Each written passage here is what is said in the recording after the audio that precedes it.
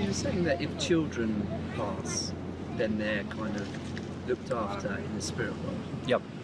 Can you explain that? Yeah, God's made a beautiful system in the spirit world where any child who passes, independent of the injuries that they've received from parents or others in their environment, when they pass, they end up in a place where it was called Summerland, is that spirits who are in very loving condition look after them and educate them. And so any child that passes, parents on earth do not need to worry about what's happening to their child after they pass, because they're really well looked after in the spirit world.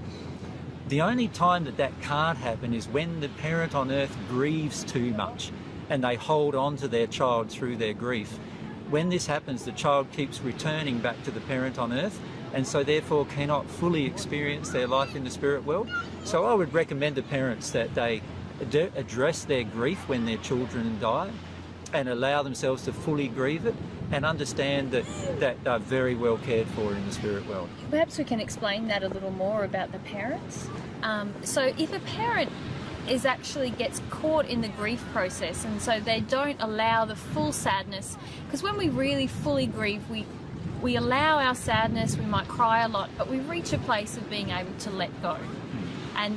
And it's wonderful knowing that God has made these beautiful provisions for children in the spirit world, because then we can also let go knowing that they're in a place where they're cared for, and you'll see them again. Someone has their best welfare in mind, and that you'll be able to see them again.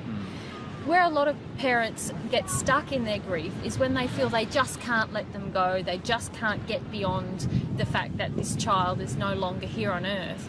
And what happens is, from a soul perspective or an emotional perspective, is that they are constantly projecting this feeling at the child, please don't leave me, don't have left me. And so the child in the spirit world actually can feel that and is drawn back to the earth, which is like preventing them from moving on with their own life and developing and growing as a person.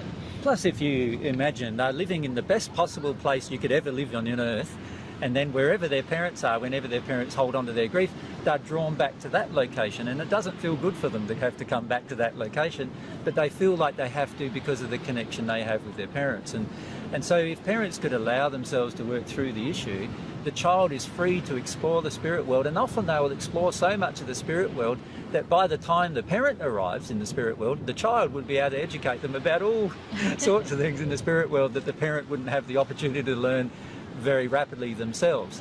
And so it's actually to both the parent and child's benefit that the child is able to explore the spirit world without this constant returning to earth all the time and constant returning to make the parents' emotions better.